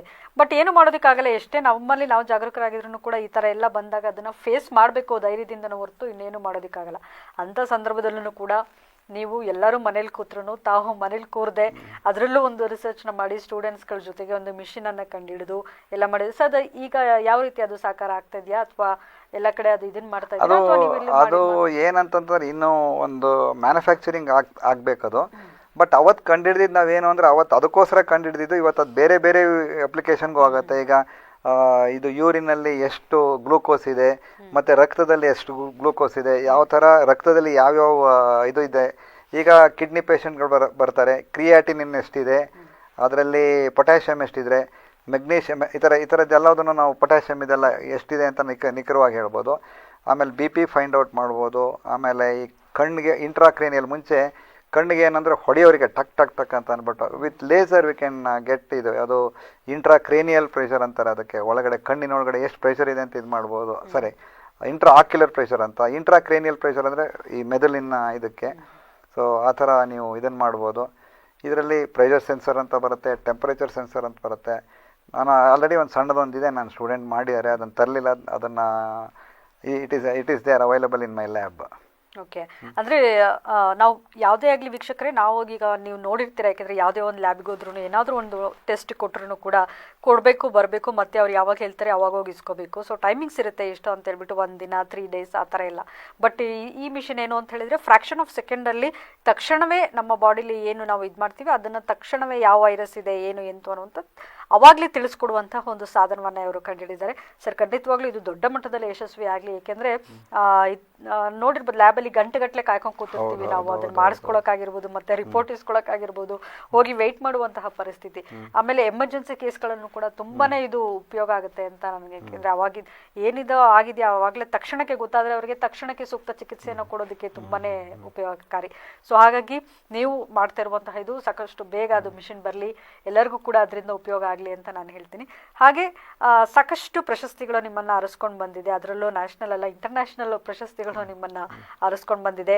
ನಮ್ಮ ಈ ಒಂದು 2024ರಲ್ಲೂ ಕೂಡ ಮಿನಿಸ್ಟ್ರಿ ಆಫ್ ಇಂಡಿಯಾ ವತಿಯಿಂದ ಇವರು ನಮ್ಮ ಡಾಕ್ಟರ್ ಶ್ರೀಕಾಂತ್ ಅವರಿಗೆ 2024ರ ಕನ್ನಡ ರಾಜ್ಯೋತ್ಸವ ಪ್ರಶಸ್ತಿಯನ್ನು ನೀಡಿ ಗೌರವಿಸಿದ್ದಾರೆ. ಸರ್, ಆ ಕ್ಷಣ ನಿಮಗೆ ಹೇಗೆ ಅನ್ನಿಸ್ತು? ನಮ್ಮ ಕನ್ನಡ ಕಾಲ್ ಬಂದಾಗ ಗೊತ್ತಿತ್ತಾ ನಿಮಗೆ ಕಾಲ್ ಬಂದಿದೆ ನನಗೆ ಈ ಥರ ಪ್ರಶಸ್ತಿಯನ್ನು ಕೊಡೋದಕ್ಕೆ ಅಂತ, ಅಥವಾ ಹೇಗೆ? ಇದು ಖಂಡಿತ ನನಗೆ ಒಂದು ಆಶ್ಚರ್ಯ ಅಂತಲೇ ಹೇಳ್ಬೋದು. ಯಾಕೆ ಅಂತಂದರೆ ಹಿಂದಿನ ದಿನ ನನಗೆ ಕಾಲ್ ಬರುತ್ತೆ DRDO ಇಂದ ಕಾಲ್ ಬರುತ್ತೆ, ನಿಮ್ಮನ್ನು ಸರ್ ಕನ್ನಡ ರಾಜ್ಯೋತ್ಸವ ಪ್ರಶಸ್ತಿಗೆ ನಿಮ್ಮನ್ನು ಆಯ್ಕೆ ಮಾಡಿದ್ದೀವಿ ನಮ್ಮ LRD ಇಂದ ಅಂತ ಅಂದ್ಬಿಟ್ಟು. ಆವಾಗ ನಾನು ಸರ್ ನಾಳೆ ಬರ್ಬೋದಾ ಅಂತ ಕೇಳ್ತಾರೆ ಅವರು, ಕನ್ನಡ ಸಂಘದವರು. ಆಯಿತು ಸರ್ ಬನ್ನಿ ಅಂತ ಹೇಳ್ತೀನಿ. ಅದು ಗುರುವಾರ ಫೋನ್ ಮಾಡ್ತಾರೆ ಅನಿಸುತ್ತೆ, ಶುಕ್ರವಾರ ಬರ್ತಾರೆ. ಶುಕ್ರವಾರ ಅಲ್ಲಿಂದ ವಿಜ್ಞಾನಿಗಳು ಎಲ್ಲ 3 ಜನ ಬರ್ತಾರೆ. ನಾಗರಾಜ್ ಅಂತ ಒಬ್ಬರು, ಇನ್ನೊಬ್ಬರು ರಾಥೋಡ್ ಅಂತ ಅಂದ್ಬಿಟ್ಟು, ಇನ್ನೊಬ್ಬರು ಶಿವಮಲ್ಲು ಅಂತ ಬಂದ್ಬಿಟ್ಟು ನನ್ನ ಪರ್ಸನಲಾಗಿ ಬಂದು 28ನೇ ತಾರೀಕು ನನ್ನ ಡೇಟ್ ಬುಕ್ ಮಾಡ್ಕೊಂಡು ಹೋಗ್ತಾರೆ. ಹಾಗಾಗಿ ನನಗೆ ಖುಷಿ ಆಗುತ್ತೆ. ನನಗೆ ಏನಂತಂತಂದರೆ, ನಾನು ಯಾವ್ಯಾವುದೋ ಪ್ರಶಸ್ತಿ ತಗೊಂಡಿರ್ಬೋದು, ಅದು ಕನ್ನಡದಲ್ಲಿ ತಗೊಂಡಿರುತ್ತಲ್ಲ, ಅದಕ್ಕಿಂತ ಇನ್ನೊಂದು ಅದು ಮಾತೃಭಾಷೆ ಅಂತ ಇರುತ್ತಲ್ಲ, ಅದಕ್ಕಿನ್ನ ಇನ್ನೊಂದು ಮಿಗಿಲಾದಿಲ್ಲ. ನನಗೆ ಆಲ್ಬರ್ಟ್ ನೆಲ್ಸನ್ ಪ್ರಶಸ್ತಿ ಬಂದಿದೆ, ಅದೊಂದು ಅತ್ಯುತ್ತಮವಾದ ಪ್ರಶಸ್ತಿ ಬಂದಿದೆ. ಆ ಥರ ಔಟ್ಸ್ಟ್ಯಾಂಡಿಂಗ್ ಸೈಂಟಿಸ್ಟ್ ಅಂತ ಬಂದಿದೆ. ಸಾಧಾರಣ ಇಲ್ಲಿ ತನಕ ಒಂದು 18 ಬಂದಿದೆ. 18ರಲ್ಲಿ ನನ್ನ ಊರಲ್ಲೇ ಅಂದರೆ ಕರ್ನಾಟಕದಲ್ಲೇ ನನ್ನ ಕನ್ನಡಕ್ಕೆ ಕೊಟ್ಟಿದ್ದಾರೆ. ಅಂದರೆ ಒಬ್ಬ ಕನ್ನಡದಲ್ಲಿ ಸಾಧನೆ ಮಾಡಿ ಏನಂತ ಗುರುತಿಸಿದ್ರೆ ನಮ್ಗೆ ಏನಾಗುತ್ತೆ ಅಂತಂದರೆ, ಇದು ನಾನು ಇನ್ನೊಬ್ರಿಗೆ ಉತ್ತೇಜನ ಕೊಟ್ಟಂಗಾಗತ್ತೆ ನನ್ನಂಥವ್ರಿಗೆ. ಅಂದರೆ ನನಗೆ ಇದು ಪರ್ಸನಲ್ಲಾಗಿ ಪ್ರಶಸ್ತಿ ಹಿಂದೆ ಬಿದ್ದವನಲ್ಲ ಯಾವತ್ತೂ. ಯಾವುದೇ ಕಾರಣಕ್ಕೂ ನಾನು ಎಷ್ಟೋ ಜನ ಹೇಳಿದ್ರು ನೀವು ರಾಜ್ಯೋತ್ಸವ ಪ್ರಶಸ್ತಿಗೆ ಅಪ್ಲೈ ಮಾಡಿ ಅಂತಂದ್ರು. ನನಗೆ ಅಪ್ಲೈ ಮಾಡಿ ತಗೊಳ್ಳೋದಕ್ಕಿಂತ ಅದಾಗೆ ಬಂದರೆ ನಾನು ತಗೋತೀನಿ ಹೊರತು ಇದುವರೆಗೂ ನಾನು ಯಾವುದೂ ಅಪ್ಲೈ ಮಾಡಲ್ಲ. ಆ ಥರ ನನ್ನ ವೈಯಕ್ತಿಕ ಅನಿಸಿಕೆ. ಹಾಗಾಗಿ ನಾನು ಯಾವುದಕ್ಕೂ ನಾನು ಅಪ್ಲೈ ಮಾಡಿ ನಾನು ಅದನ್ನು ಇನ್ಫ್ಲೂಯೆನ್ಸು ಅದು ಇದೆಲ್ಲ ಮಾಡಿ ಇಷ್ಟ ಇಲ್ಲ. ಅದಾಗೆ ಬಂದಾಗ ನಾವು ಸ್ವೀಕರಿಸ್ಬೇಕು. ಯಾಕಂತಂದರೆ ಬೇರೆಯವ್ರಿಗೂ ಗೊತ್ತಾಗಬೇಕು ನಾವು ಏನೇನು ಮಾಡ್ತಿದ್ದೀವಿ ಅಂತ ಅಂದ್ಬಿಟ್ಟು. ನಾವೇನು ಮಾಡ್ತಿದ್ದೀವಿ ಅನ್ನೋದನ್ನ ನಾವೇ ಹೇಳ್ಕೊಳ್ಳೋದಕ್ಕಿಂತ ಜನರು ನಮ್ಮನ್ನ ಗುರುತಿಸಿದಾಗ ಇರುವಂತಹ ಖುಷಿ, ಆ ಒಂದು ಗೌರವ ನಮಗೆ ನಾವೇ ಹೇಳ್ಕೊಳ್ಳೋದ್ರಿಂದ ಸಿಗೋದಿಲ್ಲ. ಅದರಲ್ಲೂ ನಿಮಗೆ ಇಲ್ಲಿ ಪ್ರಸ್ತುತ ಇದಕ್ಕಿಂತ ಮಿನಿಸ್ಟ್ರಿ ಆಫ್ ಇಂಡಿಯಾದಿಂದ ನಿಮಗೆ ಕಾಲ್ ಮಾಡಿ ಅಲ್ಲಿಂದ ನಿಮಗೆ ಕನ್ನಡ ರಾಜ್ಯೋತ್ಸವ ಪ್ರಶಸ್ತಿಯನ್ನು ಅವರು ನಿಮಗೆ ಕೊಡ್ತಾರೆ ಅಂತ ಹೇಳಿದ್ರೆ ನಿಮ್ಮ ಸಾಧನೆ ಅಲ್ಲಿವರೆಗೂ ಮುಟ್ಟಿದೆ ಅಂತ ಲೆಕ್ಕ. ಸೊ ಯಾಕೆಂದರೆ ಇಲ್ಲೇ ಗೊತ್ತಿದ್ರೆ ಅದು ನೀವೇ ಹೇಳಿದ್ರು ಗೊತ್ತಾಗ್ತಿತ್ತಲ್ಲ. ಬಟ್ ಅವರಿಗೆ ನಿಮ್ಮನ್ನು ಆಯ್ಕೆ ಮಾಡಿದ್ದಾರೆ ಅಂತ ಹೇಳಿದರೆ ಅಲ್ಲಿಗೆ ನಿಮ್ಮ ಒಂದು ಕೆಪಾಸಿಟಿ ಏನು ಅಂಥದ್ದು ಅವ್ರಿಗೂ ಸಹ ಗೊತ್ತಾಗಿದೆ, ನಿಮ್ಮ ಒಂದು ಸಾಧನೆ ಏನು ಅಂಥದ್ದು ಅವ್ರಿಗೂ ಸಹ ಗೊತ್ತಾಗಿದೆ. ಸೊ ಹಾಗಾಗಿ ಈ ಒಂದು ಪ್ರಶಸ್ತಿಗೆ ನೀವು ಭಾಜನಾಗಿರೋದು, ಅದರಲ್ಲೂ ನಮ್ಮ ಹಾಸನದವರಾಗಿ ಈ ಒಂದು ಪ್ರಶಸ್ತಿಯನ್ನು ಪಡ್ಕೊಂಡಿರೋದು ಖಂಡಿತವಾಗ್ಲೂ ನಮಗೂ ತುಂಬಾ ಖುಷಿ ಸರ್. ಹಾಗಾಗಿ ಈಗ ಮುಂದೆ ನಿಮ್ಮ, ಯಾಕೆಂದರೆ ಹೇಳಿದ್ರಿ ನೀವು ನಾನಂತೂ ನಿಂತರೆ ನಿಲ್ಲಲ್ಲ, ಒಂದೇ ಕಡೆ ಇದು ಮಾಡಲ್ಲ, ಯಾವುದೋ ನಾನು ಓದಿದ್ದೆ ಒಂದು, ಮಾಡ್ತಾ ಇರೋದೇ ಒಂದು, ಈಗ ಪ್ರಸ್ತುತ ಮಾಡ್ತಾ ಇರೋದೇ ಒಂದು. ಸೊ ಅದರಲ್ಲಿ ರಿಸರ್ಚ್ಗಳನ್ನ ಮಾಡಿದ್ರ, ಎಲ್ಲ ಮಾಡಿದ್ರ, ಈ ಒಂದು ಪ್ರಶಸ್ತಿ ನಿಮ್ಗೆ ಇನ್ನಷ್ಟು ಉತ್ತೇಜನ ಕೊಟ್ಟಿದೆ ಅಂತ ನಾನು ಅನ್ಕೊಳ್ತೀನಿ ಮತ್ತೆ ಮುಂದೆ ಎಕ್ಸ್ಟ್ರಾ ಮಾಡೋದಕ್ಕೆ. ಸೊ ಮುಂದೆ ನಿಮ್ಮ ಪ್ಲಾನ್ ಏನು, ಮತ್ತೆ ಏನ್ ಮಾಡಬೇಕು ಅಂತ ಇದ್ದೀರಾ? ಇದು ನೀವು ಹೇಳಿದಾಗೆ ಏನಂತಂದರೆ ಇದು ಟೆಕ್ನಾಲಜಿಲೇ ಮುಂದುವರೆದೀನಿ. ಅಂದರೆ ಬೇರೆ ಡಿವಿಯೇಷನ್ ಏನಾಗಿಲ್ಲ. ಸೈನ್ಸ್ ಆ್ಯಂಡ್ ಟೆಕ್ನಾಲಜಿಲೇ ನಾನು ಮಾಡ್ತಾ ಇರೋದು, ವಿಜ್ಞಾನ ಮತ್ತು ತಂತ್ರಜ್ಞಾನದಲ್ಲೇ ನಾನು ಮುಂದುವರ್ಕೊಂಬರ್ತಾ ಇದ್ದೀನಿ. ಈಗ ನಾವು ಹಿಂದೆ ನೋಡಿದರೆ ನಾವು ಕಂಪ್ಯೂಟ್ರೇ ನೋಡಿರಲಿಲ್ಲ. ನಾವು 83ರಲ್ಲಿ ನಾವು ಈ ಕಾಲೇಜಿಗೆ ಸೇರಿದಾಗ, ಮಲ್ನಾಡು ಕಾಲೇಜ್ ಆಫ್ ಇಂಜಿನಿಯರಿಂಗಿಗೆ ಸೇರಿದಾಗ ನಮಗೆ ಕಂಪ್ಯೂಟರ್ ಕಾನ್ಸೆಪ್ಟ್ ಖಂಡಿತ ಗೊತ್ತಿರಲಿಲ್ಲ. ಅದಾದಮೇಲೆ 87ರಲ್ಲಿ ನಮಗೊಂದು ಸ್ಮಾಲ್ ವಿಪ್ರೋ ವರ್ಕ್ ಸ್ಟೇಷನ್ ಅಂತ ಬಂತು, ಒಂದು CP/M ಸಿಸ್ಟಮ್ ಇತ್ತು. ಅವಾಗ ಎಲೆಕ್ಟ್ರಾನಿಕ್ ಟೈಪ್ ರೈಟರ್ಗಳು ಆಗಾಗ ಬರ್ತಾಯಿತ್ತು 87ರಲ್ಲಿ. ಇದಕ್ಕಿಂತ ಇವಾಗ ಏನಂದರೆ ಇದು ಹೀಗೆ ಮುಂದುವರಿತಾ ಏನಾಯಿತು ಅಂತಂದರೆ ಇದು ಫಾಸ್ಟ್ ಮೂವಿಂಗ್ ಜಗತ್ತು. ಅಂದರೆ ಮುಂಚೆ 100 ವರ್ಷದಲ್ಲಿ ಸಂಶೋಧನೆ ಇದಾಗ್ತಾ ಇದ್ರೆ ಈಗ 10 ವರ್ಷದಲ್ಲೇ ಕಾಣ್ತಾ ಇದ್ದೀವಿ, 1 ವರ್ಷದಲ್ಲೇ ಕಾಣ್ತಾ ಇದ್ದೀವಿ, ಬೇರೆ ಬೇರೆ ಥರದ್ದು. ಅವತ್ತಿನ ಕಾಲದಲ್ಲಿ ಈ ಇಂಟರ್ನೆಟ್ಟು ಮತ್ತು ಈ ಯಾವುದು ಸೋಷಿಯಲ್ ಮೀಡಿಯಾ ಯಾವುದೂ ಇರಲಿಲ್ಲ. ಇವತ್ತು ನಾವು ಏನು ಮಾಡಿದ್ರು ಕ್ಷಣಾರ್ಧದಲ್ಲಿ ಎಲ್ಲಿಂದ ಎಲ್ಲಿಗೆ ಬೇಕಾದರೂ ನಾವು ತಲುಪಿಸ್ಬೋದು. ಸೊ ಆ ಯುಗದಲ್ಲಿದ್ದೀವಿ. ಅದರಲ್ಲಿ ಅಡ್ವಾಂಟೇಜ್ ಕೂಡ ಇದೆ, ಡಿಸ್ಅಡ್ವಾಂಟೇಜ್ ಕೂಡ ಇದೆ. ಈ ವಿಚಾರವಾಗಿ ನಾನು ಈಗ ಇತ್ತೀಚಿನ ದಿನಗಳಲ್ಲಿ ನಾನು ಈಗ ಇದ್ರ ಮೇಲೆ ಅದು ಕ್ವಾಂಟಮ್ ಡೀಪ್ ಲರ್ನಿಂಗ್ ಇರ್ಬೋದು, ಕ್ವಾಂಟಮ್ ಮೆಷಿನ್ ಲರ್ನಿಂಗ್ ಇರ್ಬೋದು, ಅದ್ರ ಮೇಲೆ ಮಾಡ್ತಿದ್ದೀವಿ. ಅದರಲ್ಲೂ ಕೂಡ ನಾವು ಕೋವಿಡ್ ಮೇಲೆ ಫಸ್ಟ್ ಅವಾಗ ಪ್ರಯೋಗ ಮಾಡಿದ್ವಿ. ಅದೊಂದು ಇನ್ನೂ ಅದು ಪೇಪರ್ ಆಗಿದೆ. ಅದು ನನ್ನ ಸ್ಟೂಡೆಂಟ್ ವಿಜಯ್ ಕುಮಾರ್ ಅನ್ನೋನು ಅದರಲ್ಲಿ PhD ಸ್ಟೂಡೆಂಟ್, ಅವಾಗ MTech ಮಾಡ್ತಾ ಇದ್ದ ಅವನು. ಅದರಲ್ಲಿ ಏನು ಮಾಡಿದ್ವಿ ಅಂತಂದರೆ ಇದರಲ್ಲೇನಾದ್ರು ತಪ್ಪು ಬಂದರೂ ಅದರಲ್ಲಿ ಇನ್ನೂ ಒಂಥರ CT ಇಮೇಜಸ್ ತಗೊಂಡು ನಾವು ಕ್ವಾಂಟಮ್ ಡೀಪ್ ಲರ್ನಿಂಗಲ್ಲಿ ನಾವು ಯೂಸ್ ಮಾಡಿ ಅದನ್ನು ಮ್ಯಾಚ್ ಮಾಡಿದ್ವಿ. ಅಂದರೆ ಅದರಲ್ಲಿ ನಿಖರವಾಗಿ ಮ್ಯಾಚ್ ಮಾಡಿ ಇದರಲ್ಲಿ ಕೋವಿಡ್ ಇದೆಯೋ ಇಲ್ಲವೋ ಅಂತ ಅಂದ್ಬಿಟ್ಟು ಸೊ ಅದನ್ನು ಪರೀಕ್ಷೆ ಮಾಡ್ತೀವಿ. ಇನ್ನೊಂದು ವಿಚಾರ ಇದರಲ್ಲಿ ಏನು ಹೇಳಬೇಕು ಅನ್ನೋದಾದರೆ, ನಾನೊಬ್ಬರು ಹೀಗೆ ಒಂದು ದೊಡ್ಡ ಯಾವುದೋ ಒಂದು ಕಾನ್ಫರೆನ್ಸಲ್ಲಿ ಮಾತಾಡ್ಬೇಕಾದ್ರೆ ಏನಕ್ಕೆ ಟೆಕ್ನಾಲಜಿಲಿ ನಾವು ಯಾವತ್ತೂ ಮುಂದಿರಬೇಕು ಅಂತಂದರೆ, ಈಗ ನಮ್ಮ ದೇಶದಲ್ಲಿ ಏನಾದರೂ ಒಂದು ಕಾಯಿಲೆ ಬಂತು ಅಂತಂದರೆ ಮಾಮೂಲಿ ಒಂದು ಆ್ಯಂಟಿಬಯೋಟಿಕ್ ಬರ್ಕೊಟ್ಬಿಡ್ತಾರೆ. ಆ್ಯಂಟಿಬಯೋಟಿಕ್ಕು ಅದಕ್ಕೆ ರೆಸಿಸ್ಟೆನ್ಸ್ ಇದೆಯೋ ಇಲ್ಲವೋ ಅಂತ ಗೊತ್ತಿಲ್ಲ. ಹಾಗಾಗಿ ನಮ್ಗೆ ತುಂಬ ರೆಸಿಸ್ಟೆನ್ಸ್ ಡೆವಲಪ್ ಆಗ್ತಾ ಇದೆ. ಈಗ ಆ್ಯಂಟಿಬಯೋಟಿಕ್ಗಳು ಹುಡುಕೋದೇ ಭಾರಿ ಕಷ್ಟ ಆಗಿಬಿಟ್ಟಿದೆ. ಅದಕ್ಕೆ ನಾವು ಪಾಶ್ಚಿಮಾತ್ಯ ದೇಶದಲ್ಲಿ ಏನು ಮಾಡ್ತಾರೆ ಅಂದರೆ ಸುಮ್ಮನೆ ಇಮಿಡಿಯೇಟಾಗಿ ಆ್ಯಂಟಿಬಯೋಟಿಕ್ ಕೊಡೋದಿಲ್ಲ. ಅದನ್ನು ಕೊಡ್ಬೇಕಾದ್ರೆ ನಾನು ಯಾಕೆ ಇದು ಹೇಳ್ತಾ ಇದ್ದೀನಿ ಅಂದರೆ, ನಮ್ಮ ಸೆನ್ಸರ್ ಸಂಶೋಧನೆದನ್ನು ಹೇಳ್ತಾ ಇದ್ದೀನಿ. ಒಂದು ಯಾವ್ದಾದ್ರು ಅದಕ್ಕೆ ರೆಸಿಸ್ಟೆನ್ಸ್ ಇದೆಯೋ ಇಲ್ವೋ ಅಂತ ಚೆಕ್ ಮಾಡೋದಕ್ಕೆ ನಮ್ಗೆ ಕನಿಷ್ಠ ಅದನ್ನು ಬೆಳೆಸಬೇಕು. ಕಲ್ಚರ್ ಅಂತಾರೆ. ಕಲ್ಚರ್ ಮಾಡಿದ್ಮೇಲೆ ಇಂಥ ಬ್ಯಾಕ್ಟೀರಿಯಾ ಇದೆ ಅಂತ ಹೇಳ್ಬೋದು. ಆದರೆ ನಾವು ಇದರಲ್ಲಿ ಯಾವುದರಲ್ಲಿ ನಮ್ಮ ಫೋಟಾನಿಕ್ ಬ್ಯಾಂಡ್ ಗ್ಯಾಪ್ ಕ್ರಿಸ್ಟಲ್ ಸೆನ್ಸರ್ಸ್ ಅದೇ ನ್ಯಾನೋ ಸೆನ್ಸರ್ಸ್ ಇದೆಯಲ್ಲ, ಅದರಲ್ಲಿ ಪ್ರೈಮರಿ ಸ್ಟೇಜಲ್ಲೇ ಹೇಳ್ಬಿಡ್ಬೋದು. ನಾವು ಕಲ್ಚರ್ ಮಾಡಬೇಕಾಗಿಲ್ಲ, ಬೇಗ ಹೇಳ್ಬೋದು. ಸೊ ಅದು PCR ಪಾಲಿಮರೇಜ್ ಚೈನ್ ರಿಯಾಕ್ಷನ್ ಅಂತೆಲ್ಲ ಇದೆ. ಅದೆಲ್ಲ it will take lot of time. But ಇದರಲ್ಲಿ ನಿಖರವಾಗಿ ಬೇಗ ಹೇಳ್ಬೋದು. ಹಾಗೆ ಇದರಲ್ಲಿ ಇದು ನಿಮ್ಮ ಇದರಲ್ಲೇ ನಾನು ನೋಡಿದ್ದೆ, ವಾಹಿನಿನಲ್ಲೇ ಈ ರೋಬೋ ಯೂಸ್ ಮಾಡಿ, ಆರ್ಟಿಫಿಷಿಯಲ್ ಇಂಟೆಲಿಜೆನ್ಸ್ ಯೂಸ್ ಮಾಡಿ, ಆ್ಯಂಕರ್ನ ಮಾಡಿ ಒಂದು ಪ್ರಯೋಗ ಕೂಡ ಮಾಡಿರ್ತೀರ. ಅದು ಒಂದು ಹೆಮ್ಮೆ ಅಂತ ಹೇಳ್ಬೋದು. ಯಾಕಂದರೆ ನಾನು ಬಹುಶಃ ಹಾಸನದಲ್ಲಿ ಯಾರೂ ಮಾಡಿರಲಿಕ್ಕಿಲ್ಲ ಅನಿಸುತ್ತಲ್ಲ, ಯಾವುದು ಮಾಡಿರಲಿಕ್ಕಿಲ್ಲ. ಸೊ ನಮ್ಮ ಚೌಡಳ್ಳಿ ಜಗದೀಶ್ ಅವರ ನೇತೃತ್ವದಲ್ಲಿ ಇದು ಚೆನ್ನಾಗಿ ನಡೀತಾ ಇದೆ. ಒಳ್ಳೊಳ್ಳೆ ಅಂದರೆ ಅವ್ರಿಗೆ ಇದನ್ನು ಒಂದು ತಂತ್ರಜ್ಞಾನನ ಉಪಯೋಗಿಸ್ಕೋಬೇಕು ಅಂತ ಭಾರಿ ಇಂಟ್ರೆಸ್ಟ್ ಇದೆ.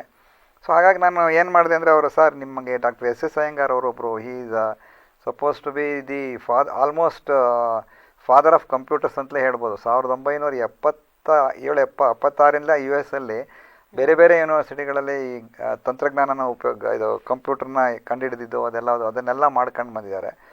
ಅವ್ರು ಇವತ್ತೇನು ನೀವು ಅದೇ ಆರ್ಟಿಫಿಷಿಯಲ್ ಇಂಟೆಲಿಜೆನ್ಸು, ಟ್ವಿಟ್ಟರು ಅವೆಲ್ಲ ಅದಕ್ಕೆ ಒಂದು ಅವ್ರದ್ದು ಒಂದು ಆಲ್ಗರಿದಮೇ ಡೆವಲಪ್ ಮಾಡಿದ್ದಾರೆ, ಬ್ರೂಕ್ಸ್ ಅಯ್ಯಂಗಾರ್ ಆಲ್ಗರಿದಮ್ ಅಂತ ಅಂದ್ಬಿಟ್ಟು. ಅವರು ಆಲ್ಮೋಸ್ಟ್ ಈ ಸಲ ನೋಬೆಲ್ಗೂ ಅವ್ರನ್ನ ನಾಮಿನೇಟ್ ಮಾಡಿರ್ಬೋದು, ತಪ್ಪಿರೋ ಪದ್ಮ ಅವಾರ್ಡ್ಗಳಿಗೂ ನಾಮಿನೇಟ್ ಆಗಿದೆ ನಮ್ಮ ಭಾರತ ದೇಶದ್ದು. ಅವ್ರಿಗೆ ಕನ್ನಡ ರಾಜ್ಯೋತ್ಸವ ಅವಾರ್ಡ್ ಬಂತು. ಅವ್ರದ್ದನ್ನು ನಮ್ಮ ಚೌಡಳ್ಳಿ ಪುಟ್ಟರಾಜ್ ಅವರು, ಚೌಡಳ್ಳಿ ಜಗದೀಶ್ ಅವರು ಇಂಟರ್ವ್ಯೂ ಮಾಡಿದ್ದಾರೆ. ಆ ಟೀಮು ಸ್ವಾಗತ ಅವರೆಲ್ಲ ಬಂದಿದ್ದರು.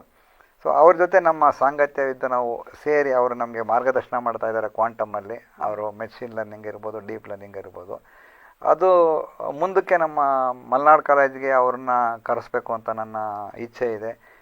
ಫ್ಲೋರಿಡಾ ಇಂಟರ್ನ್ಯಾಷನಲ್ ಯೂನಿವರ್ಸಿಟಿ ಏನಿದೆ ಅವ್ರನ್ನ ಇಲ್ಲಿಗೆ ಕರೆದ್ರೆ ಅವರ ಆ ಯೂನಿವರ್ಸಿಟಿ ಮತ್ತು ನಮ್ಮ ಮಲ್ನಾಡು ಕಾಲೇಜ್ ಆಫ್ ಇಂಜಿನಿಯರಿಂಗ್ ಎರಡೂ ಒಟ್ಟಿಗೆ ಸೇರಿದ್ರೆ ನಮ್ಮ ದೇಶಕ್ಕಾಗಿ ಒಳ್ಳೆಯ ಕೆಲಸ ಮಾಡ್ಬೋದು ಅಂತ ನಾನು ಅನ್ಕೋತೀನಿ. ಯಾಕಂದರೆ ನಮ್ಮ ಅಯ್ಯಂಗಾರ್ ಯಾವಾಗಲೂ ಹೇಳ್ತಾರೆ, ನನ್ನ ಜನ್ಮಭೂಮಿ ಭಾರತ, ಕರ್ಮಭೂಮಿ ಅಮೇರಿಕಾ ಅಂತಾರೆ. ನಂದು ಎರಡು ಜನ್ಮಭೂಮಿ ಕರ್ಮಭೂಮಿ. ಅದು ಅಲ್ಲದೆ ಹುಟ್ಟಿದೂರೇನೆ ಅದಕ್ಕೆ ಇನ್ನೂ ಒಂದು, ನಾನು ಬೆಂಗಳೂರಲ್ಲಿ ಕೂಡ ಇಲ್ಲ, ನಾನು ಹುಟ್ಟಿದೂರಲ್ಲೇ ಇದ್ದೀನಿ, ಅದಕ್ಕೆ ಇನ್ನೂ ಅಂತ ಹೆಮ್ಮೆ ಅಂತ ನನಗನ್ಸುತ್ತೆ.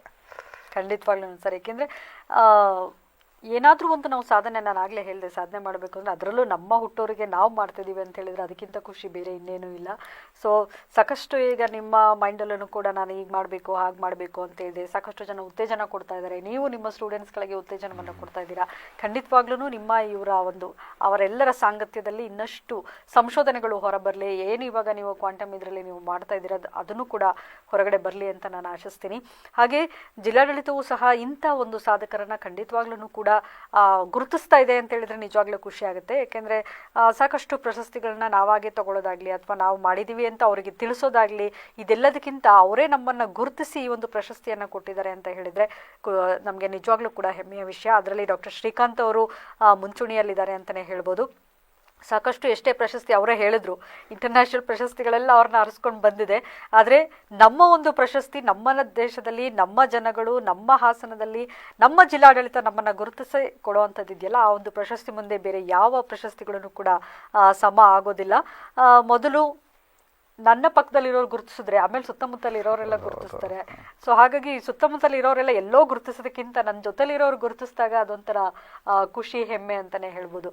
ಸೊ ಸಾಕಷ್ಟು ನಿಮಗೆ ಇದು ಇದೆ ಸರ್. ನೀವು ಹೇಳಿದ್ರಿ ಈಗ ಅಸಿಸ್ಟೆಂಟು, ಲೆಕ್ಚರರು, ಪ್ರೊಫೆಸರ್ ಇದೆಲ್ಲ ಹುದ್ದೆಗಳಿವೆ ಸರ್. ನಿಮಗೆ ಇಷ್ಟವಾದಂಥ ಹುದ್ದೆ ಯಾವುದು? ಯಾಕೆಂದರೆ ಸಾಕಷ್ಟು ಇದು ಮಾಡ್ಕೊಂಡ್ಬಂದಿದ್ದೀರಾ, ರಿಸರ್ಚ್ ಮಾಡಿದ್ದೀರಾ, PhD ಪಡ್ಕೊಂಡಿದ್ದೀರಾ. ಈಗ ನೀವು ಬೇರೆ ಇವ್ರಿಗೆ ಸಂಶೋಧನೆಯಲ್ಲಿ ಅದರಲ್ಲೆಲ್ಲ ವರ್ಕ್ ಮಾಡ್ತಾ ಇದ್ದೀರಾ. ಸೊ ನಿಮಗೆ ಇದರಲ್ಲೇ ಖುಷಿ ಇದೆಯಾ? ಏನಾದರೂ ನಾನು ಮಾಡಬೇಕು ಅಥವಾ ಮಕ್ಕಳಿಗೆ ಒಂದು ಇದು ಮಾಡಬೇಕು ಅದರಲ್ಲೇ ಖುಷಿ ಇದೆಯಾ?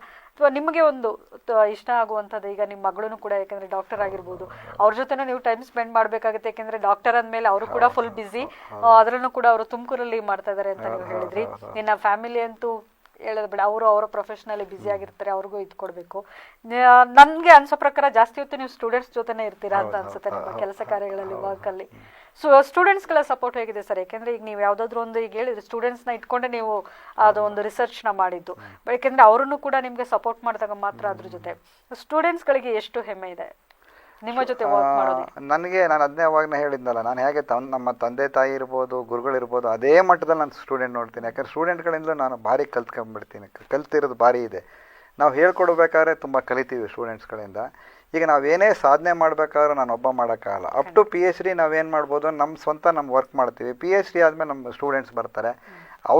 ಅವ್ರಗಳಿಗೆ ವರ್ಕ್ ಮಾಡೋದಕ್ಕೆ ನಾವು ಮಾರ್ಗದರ್ಶನ ಮಾಡ್ತೀವಿ. ಅವ್ರು ವರ್ಕ್ ಮಾಡಿರ್ತಾರಲ್ಲ ಆ ವರ್ಕ್ ಮೇಲೆ ನಾವು ಮುಂದುವರಿತಾ ಇರ್ತೀವಿ. ಹಾಗಾಗಿ ನಾವು PhD ತನಕ ನಾವು ಏನು ಮಾಡಿರ್ತೀವೋ ಅದು ನಮ್ಮ PhD.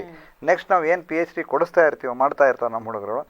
ಅವರು ಒಳ್ಳೆ ಅತ್ಯುತ್ತಮವಾದ ಪ್ರಬಂಧಗಳನ್ನು ಬರೆಯೋದು, ಒಳ್ಳೊಳ್ಳೆ ಡಿಸ್ಕವರಿ ಮಾಡೋದು, ರಿಸರ್ಚ್ ಮಾಡಿದರೆ ಅವ್ರಿಗೆ ಅದು ಒಂಥರ ನಮ್ಮ ದೇಶಕ್ಕೂ ಒಳ್ಳೆಯದಾಗತ್ತೆ ಅಂತ. ಅಂದರೆ ನಾನು ಏನು ಹೇಳ್ತಾ ಇದ್ದೀನಿ, ಇಚ್ಛೆ ಪಡ್ತೀನಿ ಅಂದರೆ, ಯಾವುದೇ ಕಾರಣಕ್ಕೂ ಈಗ ನಮ್ಮ ತಾಯ್ನಾಡು ನಮ್ಗೆ ಇಷ್ಟೆಲ್ಲ ಕೊಟ್ಟ ಮೇಲೆ ನಾವು ಯಾತಕ್ಕೆ ಪರದೇಶಕ್ಕೆ ಹೋಗ್ಬಿಟ್ಟು ಅಲ್ಲಿಗೆ ನಾವು ಕೆಲಸ ಮಾಡಬೇಕು ಅನ್ನೋದು ನಂದು ಒಂದೇ ಧ್ಯೇಯ. ನೀವೊಂದು ಹೇಳಿದ್ರಿ ನನಗೆ, ಅದು ಮುತ್ತಿನಂತ ಮಾತು ಹೇಳಿದರೆ, ಯಾವ್ದಾದ್ರು ಹುದ್ದೆ ಆ ಥರ ಎಲ್ಲ, ಈ ಹುದ್ದೆ ಮತ್ತು ಈ ರಿಸರ್ಚು ಎರಡೂ ಒಟ್ಟಿಗೆ ಇದ್ರೆ ಇನ್ನೂ ಅದ್ಭುತವಾಗಿ ಸಾಧನೆ ಮಾಡ್ಬೋದು. ಯಾಕೆಂತಂದರೆ ಒಂದು ಹುದ್ದೆ ಅನ್ನೋದಿದ್ರೆ ಒಂದು ಗುರುತಿಸೋದು ಜಾಸ್ತಿ ಇರುತ್ತೆ. ಹಾಗಾಗಿ ಅದು ಒಂದು ಅನುಕೂಲ ಆಗ್ಬೋದು ಅಂತ ನಾನು ಅನ್ಕೋತೀನಿ. ಬೇರೆ ಬೇರೆ ಕಡೆ ನನಗೆಲ್ಲ ಕಡೆನೂ ತುಂಬಾ ಆಫರ್ಗಳು ತುಂಬಾ ಬರ್ತಾ ಇದೆ ಇವತ್ತು ಕೂಡ. ಯಾಕೆ ನೀವು ಹಾಸನದಲ್ಲೇ ಇದ್ದೀರಾ, ಯಾಕೆ ನಮ್ಮ ಸಂಸ್ಥೆಗೆ ಬಂದು ಸೇರ್ಕೋಬಾರ್ದು, ವೈಸ್ ಚಾನ್ಸಲರ್ ಆಗಿ, ನಮ್ಮಲ್ಲಿ ಪ್ರಿನ್ಸಿಪಾಲ್ ಆಗಿ ಅಂತಾರೆ. ಆದರೂ ನನಗೇನು ಅಂದರೆ, ನಮ್ಮ ಅಶೋಕ್ ಕಾರ್ನಳ್ಳಿ ಅವರು ಒಂದು ಸಲ ಹೇಳಿದೆ, ಆಚಾರ್ಯ ಗ್ರೂಪ್ ಆಫ್ ಇನ್ಸ್ಟಿಟ್ಯೂಷನ್ ಅವರು ನನಗೆ ಆಫರ್ ಮಾಡಿದರು. ಅವ್ರ ಹೆಸರು ಪ್ರೇಮ್ನಾಥ್ ರೆಡ್ಡಿ ಅಂತ ಅಂದ್ಬಿಟ್ಟು ಈಗ ಒಂದು 10 ವರ್ಷದಿಂದಲೇ ಬಂದುಬಿಡಿ ಸರ್ ನಮ್ಮಲ್ಲಿ ನೀವು ಪ್ರಿನ್ಸಿಪಾಲ್ ಆಗಿ ನಮ್ಮ ಇದನ್ನು ಆಚಾರ್ಯ ಗ್ರೂಪ್ ಆಫ್ ಇನ್ಸ್ಟಿಟ್ಯೂಷನ್ನ ನೀವು ಇದು ಮಾಡಿ ಏನೋ ಯೂನಿವರ್ಸಿಟಿ ಮಾಡಿ ಆಮೇಲೆ ನೆಕ್ಸ್ಟ್ ವಿ ಟಿ ಯುಗೆ ವೈಸ್ ಚಾನ್ಸಲರ್ ಆಗೋರಂತೆ ಅಂದರು. ನಾನಿಲ್ಲ ಸರ್ ನಮ್ಮ ಚೇರ್ಮನ್ ಅವ್ರನ್ನ ಕೇಳಬೇಕು ಅಂತ ಅಂದ್ಬಿಟ್ಟು ಅವ್ರ ಮನೆ ಯಡಿಯೂರಪ್ಪನವ್ರ ಮನೆ ಈ ಪಕ್ಕ ಇತ್ತು, ಪ್ರೇಮ್ನಾಥ್ ರೆಡ್ಡಿ ಅವ್ರ ಮನೆ, ನಮ್ಮ ಚೇರ್ಮನ್ ಅಶೋಕ್ ಅನಳ್ಳಿ ಅವ್ರ ಮನೆಗೆ ಹೋಗ್ಬಿಟ್ಟು ಸರ್ ನೋಡಿ ಸರ್ ಈ ಥರ ಕರೀತಿದ್ದಾರೆ ಅಂತಂದ್ರು. ನನಗೆ ಗೊತ್ತಿತ್ತು, ನನಗೂ ಇಷ್ಟ ಇಲ್ಲ ಅದು ನನ್ನ ಸಂಸ್ಥೆ ಬಿಡೋದು. ನಿನ್ನ ಸೇವೆ ನಮಗೆ ಇರಬೇಕಣ್ಣ, ನೀನೆಲ್ಲೂ ಹೋಗ್ಬೇಡ ಅಂದರು ನಮ್ಮ ಅಶೋಕ್ ಅನಳ್ಳಿಯವರು. ಹಾಗಾಗಿ ಅವತ್ತು ಕೂಡ ಏನು ಮಾತಾಡಿದೆ, ನಮ್ಮ ಹನ್ನಡಿ ರಾಮಸ್ವಾಮಿಗಳು ಯಾವ ಥರ ಹೇಳಿರೋ ಅಶೋಕ್ ಅನಳ್ಳಿಯವರು ಅದೇ ಪ್ರೀತಿಯಿಂದ ನನ್ನನ್ನು ಇಟ್ಕೊಂಡಿದ್ದಾರೆ. ನಾನು ಅದಕ್ಕೆ ಏನಿದ್ರು ನನಗೆ ಉತ್ತೇಜನ ಕೊಡ್ತಿದ್ದಾರೆ ಅನ್ನೋದಕ್ಕೆ ಅಂತ. ಆಮೇಲೆ ಆಡಳಿತ ಮಂಡಳಿ ಇರ್ಬೋದು, ಎಲ್ಲರೂ ನನಗೆ ಒಂಥರ ಈ ಸಂಸ್ಥೆ ಹಾಗೆ ನಮ್ಮ ಮನೆ ಇದ್ದಾಗ ಆಗೋಗಿದೆ. ಹಾಗಾಗಿ ನನಗೆ ಅದು ಸಂಸ್ಥೆ ಅಂತಲ್ಲ, ಇಲ್ಲ ನನ್ನ ಮನೆಯಲ್ಲಿದ್ದೀನಿ ಅನ್ಸುತ್ತೆ ಯಾವಾಗಲೂ ಅನ್ನೋದು ನಾನು ಹೆಮ್ಮೆಯಿಂದ ಅದನ್ನು ಹೇಳ್ತೀನಿ ನಾನು ಎಲ್ಲರೂ. ಖಂಡಿತ. ಯಾಕೆಂದರೆ ಈಗಿನ ಪ್ರಪಂಚದಲ್ಲಿ ನಾವೆಲ್ಲ ಮಕ್ಕಳು ಓದ್ತಾ ಇದ್ದಂಗೆ ಇಂಜಿನಿಯರ್ ಮುಗಿತಿದ್ದಂಗೆ ಫಾರಿನ್ ಹಾರುವಂಥದ್ದು, ನಾನು ಹೈಯರ್ ಸ್ಟಡೀಸ್ ಮಾಡಬೇಕು ಅಂತನೋ, ಇಲ್ಲ ನಾನು ವರ್ಕಲ್ಲಿ ಮಾಡಿಬಿಟ್ಟು ಆಮೇಲೆ ಇಲ್ಲಿಗೆ ಬರ್ತೀನಿ ಅಂತನೋ, ಆ ಥರ ಒಂದು ಎಲ್ಲ ಇರುವಾಗ ನೀವು ಅದೆಲ್ಲವನ್ನು ಬಿಟ್ಟು ಇಲ್ಲೇ ಇದ್ದು ನಾನು ಇಲ್ಲೇ ಏನಾದರೂ ಮಾಡಬೇಕು, ಇಲ್ಲೇ ಒಂದು ಸಾಧನೆಯನ್ನು ಮಾಡಬೇಕು ಅನ್ನುವಂಥ ಒಂದು ಹಂಬಲವನ್ನು ಇಟ್ಕೊಂಡಿದ್ದಾರೆ. ನಿಜಕ್ಕೂ ಕೂಡ ಖುಷಿಯಾಗುತ್ತೆ. ಯಾಕೆಂದರೆ ಈಗಿನ ಮಾಹಿತಿ ತಂತ್ರಜ್ಞಾನ ನೀವು ಹೇಳಿದಾಗೆ ತುಂಬಾ ಇದಾಗಿದೆ. ಹುಟ್ಟಿದ ಮಕ್ಕಳು ಇನ್ನೇನು ಸ್ವಲ್ಪ ದಿನ ಆದರೆ ಸಾಕು ಮೊಬೈಲ್ ಇಟ್ಕೊಂಡು ಎಲ್ಲ ನೋಡ್ತಾರೆ. ಅಷ್ಟೊಂದು ಟೆಕ್ನಾಲಜಿ ಆಗಿರ್ಬೋದು. ಈಗ ಮಕ್ಕಳು ಮೈಂಡ್ ಕೂಡ ಅಷ್ಟೇ ಶಾರ್ಪ್ ಆಗಿದೆ. ಹುಟ್ಟಿದ ಮಕ್ಳಿಗೂ ಕೂಡ ಎಲ್ಲ ಮಕ್ಕಳು ಶಾರ್ಪ್ ಆಗಿದ್ದಾರೆ. ಸೊ ಹಾಗಾಗಿ ಈ ಒಂದು ತಂತ್ರಜ್ಞಾನ ಎಷ್ಟು ನೀವು ಹೇಳಿದ್ರಿ, ಈಗ ಅದು ಒಂದು ಯೂಸ್ಫುಲ್ ಆಗೋ ಆಗ್ಬೋದು, ಮತ್ತು ಅದನ್ನು ನಾವು ಯಾವ ರೀತಿ ಅದನ್ನು ಯೂಸ್ ಮಾಡ್ಕೊಳ್ತೀವಿ ಅದ್ರ ಮೇಲೆ ಡಿಪೆಂಡ್ ಆಗುತ್ತೆ. ಯಾವುದೇ ಒಂದು ಮಾಹಿತಿ ತಂತ್ರಜ್ಞಾನನ ಒಳ್ಳೆ ರೀತಿಯಲ್ಲಿ ಉಪಯೋಗಿಸ್ಕೊಂಡು ನೀವು ಸಾಕಷ್ಟು ಸಾಧನೆಯನ್ನು ಮಾಡೋದಕ್ಕೆ ನೀವು ಹೊರಟಿದ್ದೀರಾ.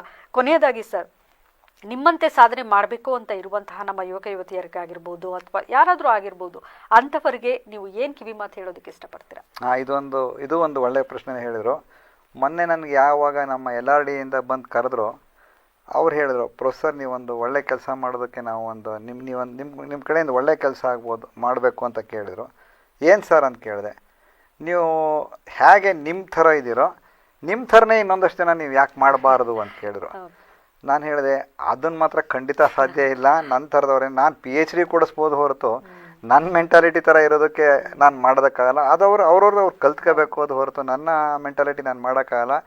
ಅದು ಕಷ್ಟ ಸಾಧ್ಯವಾದ್ದು ಅಂತಲೇ ಹೇಳಿದೆ. ಯಾಕಂದರೆ ನೀವು ಏನು ಬೇಕಾದ್ರೂ ಹೇಳ್ಕೋಬೋದು. ಇವತ್ತಿನ ಜಗತ್ತಲ್ಲಿ ನಾನು ಏನು ಹೇಳಬೇಕು ಅಂತಂದರೆ, ಈಗ ಆರ್ಟಿಫಿಷಿಯಲ್ ಇಂಟೆಲಿಜೆನ್ಸ್ ಅಂತಿದೆ. ಆರ್ಟಿಫಿಷಿಯಲ್ ಇಂಟೆಲಿಜೆನ್ಸ್ ಇವತ್ತಿಂದಲ್ಲ ಬಂದಿದ್ದು. ನಾನು ಹೇಳಿದ್ನಲ್ಲ 1972ನೇ ಇಸ್ವಿಯಿಂದಲೂ ಅದು ನಿರಂತರವಾಗಿ ಸಂಶೋಧನೆ ಬರ್ತಾಯಿದೆ. ಅವಾಗ ಎಕ್ಸ್ಪರ್ಟ್ ಸಿಸ್ಟಮ್ ಅನ್ನೋರು, ಇಂಟೆಲಿಜೆಂಟ್ ಸಿಸ್ಟಮ್ ಅನ್ನೋರು ಆ ಟೈಮಲ್ಲೆಲ್ಲ ಇದೆಲ್ಲ ನಮ್ಮ ಡಾಕ್ಟರ್ S.S. ಅಯ್ಯಂಗಾರ್ ಅವರು ಭಾರಿ ವರ್ಕ್ ಮಾಡಿದ್ದಾರೆ. ಇದೆಲ್ಲ ಮಾಡ್ಕೊಂಬಂದಾಗ ಏನಾಯಿತು ಅಂತಂದರೆ, ಆರ್ಟಿಫಿಷಿಯಲ್ ಇಂಟೆಲಿಜೆನ್ಸ್ ಇಟ್ ಸೆಲ್ಫ್ ಅದರಲ್ಲೇ ಇದಾಗುತ್ತೆ. ಅಂದರೆ ಅದು ಆರ್ಟಿಫಿಷಿಯಲ್ ಇಂಟೆಲಿಜೆನ್ಸ್. ಈಗ ಹೇಗೆ ನೀವು gold is always gold, artificial is always artificial. ನಾವು ಆರ್ಟಿಫಿಷಿಯಲಲ್ಲಿ ಎಲ್ಲಿ ತನಕ ಮಾಡ್ಬೋದು ಅಂದರೆ, ಭಗವಂತ ನಮ್ಮ ಇದೇನು ಬ್ರೈನ್ ಇದೆಯೋ ಅದಕ್ಕೆ ಮ್ಯಾಚ್ ಮಾಡೋಕ್ಕೆ ಸಾಧ್ಯನೇ ಇಲ್ಲ. ಆದರೆ ಕೆಲವೊಂದು ಅನಾಹುತಗಳಾಗ್ಬೋದು ಆರ್ಟಿಫಿಷಿಯಲ್ ಇಂಟೆಲಿಜೆನ್ಸಲ್ಲಿ. ಈಗ ನಾನೇ ಒಂದು ರೋಬೋ ಮಾಡಿರ್ಬೋದು, ಅದು ನಾಳೆ ನನ್ನನ್ನೇ ಶೂಟ್ ಮಾಡಿಬಿಡ್ಬೋದು. ಸೊ ಇದೆಲ್ಲದು ಸಾಧ್ಯತೆಗಳಿದೆ. So artificial intelligence once again ಅದು ನಿರಂತರವಾಗಿ ನಡೀತಲೇ ಇರುತ್ತೆ. ಆಮೇಲೆ ನಾನು ಯಾವತ್ತೇನೇನೋ ಹೇಳ್ತೀನಿ, ಇದನ್ನೆಲ್ಲ ಏನು ಹೇಳ್ತೀನಿ ಅಂದರೆ, ನಾವು ಇದು ಯಾವುದೋ ಹೊಸದಲ್ಲ. ಇದು ಯಾವುದೋ ನಾವು ಹಿಂದೆ ರಾಮಾಯಣ ಮಹಾಭಾರತ ಅನೇಕ ಗ್ರಂಥಗಳಲ್ಲೇ ಇದೆಲ್ಲ ನಾವು ನೋಡಿರೋದು. ಈ ಮಿಸೈಲ್ ಟೆಕ್ನಾಲಜಿ ಇತ್ತು, ಟೆಸ್ಟ್ ಟ್ಯೂಬ್ ಬೇಬೀಸ್ ಇತ್ತು, ಎಲ್ಲ ಅದನ್ನು ಇತ್ತು. ಆಮೇಲೆ ಆವತ್ತು ಜನರಲ್ ಸರ್ಜರಿ ಎಲ್ಲ ಇತ್ತು ಅಂತ ನಾವು ನೋಡ್ಕೋಬೋದು. ಬೇಲೂರು ಹಳೆಬೀಡು ಶಿಲ್ಪದಾಗ್ಬೋದು, ಬೇರೆ ಬೇರೆ ಶಿಲ್ಪ ಆಗ್ಬೋದು. ನಮ್ಮ ಭಾರತೀಯ ಸಂಸ್ಕೃತಿ ಏನಿದೆ ಅದರದ್ದು ಇದು ಬಹಳ ಹಳೆಯ ಸಂಸ್ಕೃತಿ ಇದರಲ್ಲಿ ಅಂತ ನಾನು ಅದನ್ನು ಹೇಳೋಕ್ಕೆ ಇಚ್ಛೆ ಪಡ್ತೀನಿ. ಹಾಗಾಗಿ ಇದು ಒಂದ್ಸಗೆ ನಾನು ಹೇಳಬೇಕು ಅನ್ನೋದಾದ್ರೆ, ನಾವು ಏನು ರಿಸರ್ಚ್ ಅಂದರೆ ನಾವು ಹಿಂದೆ ಏನಿದ್ದಿದ್ರು ಮನ್ಸಿಗೆ ನೀವು ಸರ್ಚಿಂಗ್ ಅನ್ನೋದಕ್ಕೆ ರಿಸರ್ಚ್ ಅನ್ನೋದು ಸಂಶೋಧನೆ ಅಂತ ಹೇಳ್ತೀವಿ. ಹಾಗಾಗಿ ಕಲಿಯೋದು ಮೇಡಮ್ ತುಂಬ ಇದೆ. ಯಾಕಂತಂದರೆ ದಿನ ಬೆಳಗಾಗೆದ್ರೆ ಒಂದು ಹೊಸದಾಗಿ ಕಲಿಬೇಕು. ಈಗ ಯಾಕಂದ್ರೆ ನಾನು ಶುರು ಮಾಡಿದ್ದೇ ನಾನು ಇವಾಗ ನಿಂತಿರೋದೇ ಒಂದೇ, ಮುಂದೆ ಎಲ್ಲಿಗೆ ಹೋಗ್ತೀನಿ ಅಂತ ಗೊತ್ತಿಲ್ಲ. ಬರೀ ಮೇಸ್ಟ್ರುಗಳು ಬರೀ ಪಾಠ, ನಾನು ಏನು ಹೇಳ್ತೀನಿ ಅಂದರೆ, ನಾನು ಮೇಸ್ಟ್ರುಗಳಿಗೆ ಬರೀ ಪಾಠ ಮಾಡ್ಕೊಂಡಿದ್ರೇ ಸಾಲದು, ಬಿಯಾಂಡ್ ಕರಿಕ್ಯುಲಮ್ ಅಂತಾರೆ. ಅಂದರೆ ನಮ್ಮ ಹುಡುಗರಿಗೆ, ಫಾರ್ ಎಕ್ಸಾಂಪಲ್ ನಮ್ಮ ಹುಡುಗರಿಗೆ, ನನ್ನ ಸ್ಟೂಡೆಂಟು ಯಾರೊಬ್ಬರು ಸ್ಟೂಡೆಂಟ್ ಆಗಿರ್ತಾರೆ, ಅವ್ರಿಗೆ ಅವ್ರ ಪ್ರೊಫೆಸರಿಂದಲೇ ಕೆಲಸ ಸಿಗೋಂಗಿರಬೇಕು. ಅವ್ರ ಹೆಸರು ಅವ್ರ ಅಂಡರ್ ಕೆಲಸ ಮಾಡಿದ್ದಾರೆ ಅಂದ್ರೇ ಇವ್ರ ಹತ್ರ ಕೆಲಸ ಮಾಡಿದ್ದಾರೆ, ಆ ಥರ ನೇಮ್ ಪ್ರೊಫೆಸರ್ ಮಾಡಿದರೆ ನಮ್ಮ ಸ್ಟೂಡೆಂಟ್ಗೆ ರೆಕಗ್ನಿಷನ್ ಸಿಗುತ್ತೆ. ಅವ್ರಿಗೆ ಇಮಿಡಿಯೇಟಾಗಿ ಎಲ್ಲಿ ಬೇಕಾದ್ರೂ ಕೆಲಸ ಸಿಗುತ್ತೆ. ಅದನ್ನು ಆಮೇಲೆ ಕಾಲೇಜ್ಗೂ ಒಳ್ಳೆ ಪ್ಲೇಸ್ಮೆಂಟ್ಗಳಾಗತ್ತವೆ. ಈ ಥರ ನಾವು ಮಾಡಬೇಕು. ಪಾಠ ಯಾರು ಬೇಕಾದ್ರೂ ಚೆನ್ನಾಗಿ ಮಾಡ್ತಾರೆ, ಬಟ್ ಮುಂದುವರೆದ ಭಾಗವಾಗಿ ಅವ್ರನ್ನ ಹೇಗೆ ತಿದ್ದಬೇಕು, ಮುಂದೆ ಯಾವ ಥರ ಇದು ಮಾಡಬೇಕು ಅನ್ನೋದನ್ನು ಒಬ್ಬ ನಾನು ಹೇಳ್ತೀನಿ ಮೇಷ್ಟ್ರು ಅಂತೇನು ಹೇಳ್ತೀನಿ, ಅದನ್ನೇ ನಾವು ನಿಜವಾದ ಮೇಷ್ಟ್ರು ಆದವನು. ಪ್ರೊಫೆಸರ್ ಬಿಟ್ಬಿಡಿ, ಅದು ಇಂಗ್ಲೀಷ್ ಪದ. ಅದು ನಾವು ಏನೇ ಪ್ರಾಧ್ಯಾಪಕರು ಅದೆಲ್ಲ ಇದ್ದರೂ ಮೇಷ್ಟ್ರಾಗಿ. ಸೊ ಮೇಷ್ಟ್ರಾಗಿ ಟೆಕ್ನಾಲಜಿನಲ್ಲೂ ನಮಗೆ ಕೊಟ್ಟಿಯಾನೆ ದೇವರು, ಆ ಬುದ್ಧಿ ಕೊಟ್ಟಿಯಾನೆ.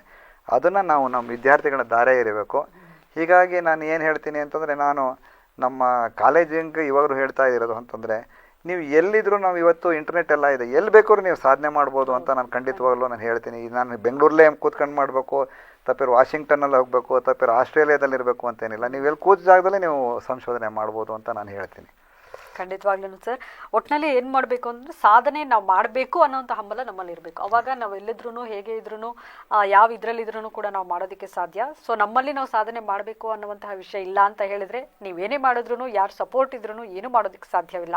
ಸೊ ಹಾಗಾಗಿ ಪ್ರತಿದಿನ ಹೊಸತನವನ್ನು ನಾವು ಕಾಣಬೇಕು. ಪ್ರತಿದಿನ ಇದ್ದಾಗ ನಾನೇನೋ ಒಂದು ಇವತ್ತು ಹೊಸದಾಗಿ ಮಾಡಬೇಕು, ಇವತ್ತು ನಂದು ಹೊಸ ದಿನ ಅನ್ನುವಂತಹ ಒಂದು ನಮ್ಮ ಮೈಂಡಲ್ಲಿ ಬಂದರೆ, ನಿಜವಾಗ್ಲೂ ಆ ಹೊಸತನದಲ್ಲಿ ಹೊಸ ಹೊಸ ಸಂಶೋಧನೆಗಳನ್ನು ರಿಸರ್ಚ್ನ ಮಾಡಿಕೊಂಡು ಏನಾದರೂ ಒಂದು ಸಾಧನೆಯನ್ನು ಮಾಡ್ಬೋದು.